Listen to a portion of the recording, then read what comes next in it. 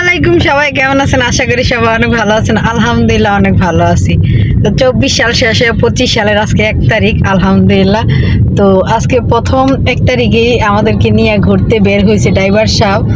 এটা হলো আমাদের ড্রাইভার। আর যাই হোক, এই দুইটা হলো আমাদের গেস্ট। তো গেস্ট বলতে হলো আমার দুই ছোট বোন, একজন হলো চশমা পরনে, ও হলো ডাক্তার, আর ও হলো কি হাতুড়া পাড়াল ডাক্তার। যাই হোক, আপনারা অনেকে ভাবতেছেন যে আমরা গাড়ি নিয়ে যাইতেছি, কি জানি কই জানি যাইতেছি, আসলে না, সাধারণ।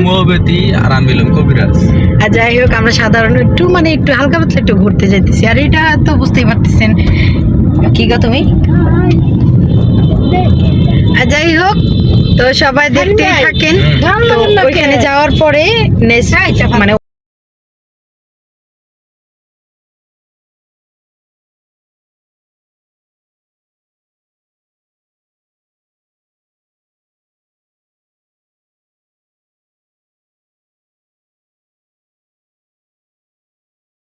যাই হোক, অনেকক্ষণ অনেক কথা শুনলেন, আমি বললাম একটু আগে। তো যাই হোক, আপনারা দেখতেই পারতেছেন আমরা কোথায় যাইতেছি।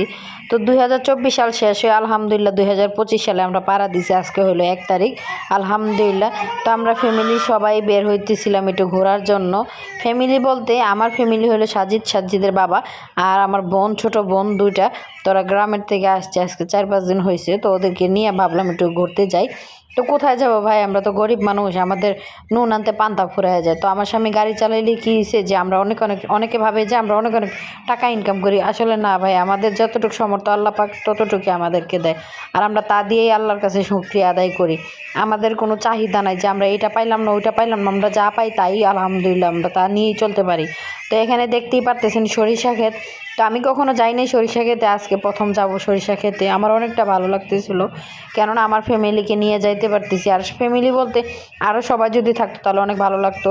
তো এইখানে আমি অনেক ঘুরতেছিলাম, আমার এতটা ভালো লাগতেছিল, মনটা চাইতেছিল যে আমি সরিষা খেতে বইসা যদি কতগুলা ছবি উঠাইতে পারতাম, কিন্তু উঠাইতে পারবো না, কেন ওনাদের সরিষাতে ক্ষেতগুলো নষ্ট হয়ে যাবো।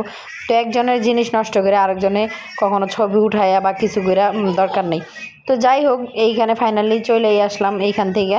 তো এই আমি ভাবতেছিলাম যে আশেপাশে ভিডিওগুলো করি, তো আমি করতে পারতেছিলাম না, কেন আমি সামনে বসছি, এইখানে লাবণী পিছনে বলতে হলো আমার ছোট বোন, ওই ক্যামেরা ধরছে, ওই ভিডিও করতেছি। সরিষা ক্ষেতগুলো এত সুন্দর লাগতেছে, আর আমি লাস্টে ভয়েস লাগাইতেছিলাম, তাই দেখতেছিলাম। তখনও দেখছি, দেখার পরও কিন্তু এখন এতটা ভালো লাগতেছিল বলার বাহিরে অসাম্বা। কিন্তু একটা কথা হইলো কি, আজকে এত পরিমাণে এইখানে দেখতেই পারতেছেন, এইখানে মধু বিক্রি করা হয়। এইখানে সরিষা ক্ষেতের থেকে নাকি কীভাবে জানি না মধু বিক্রি করা হয়। তো যাই হোক, আজকে আমি ফার্স্ট দেখলাম। যাই হোক, আপনাদের যদি আমার ভিডিওটি দেখতে ভালো লাগে বা আমার ভয়েসগুলো যদি ভালো লেগে থাকে, তাহলে অবশ্যই আমার চ্যানেলটিকে সাবস্ক্রাইব করে দেবেন। আর আমি ভাই এত সুন্দর ভিডিও করতে পারি না, কেন আমার ছোটো একটা বাবু আছে, আর আমি ভয়েস দিতে গেলেও আমার বাবু অনেক কান্নাকাটি করে।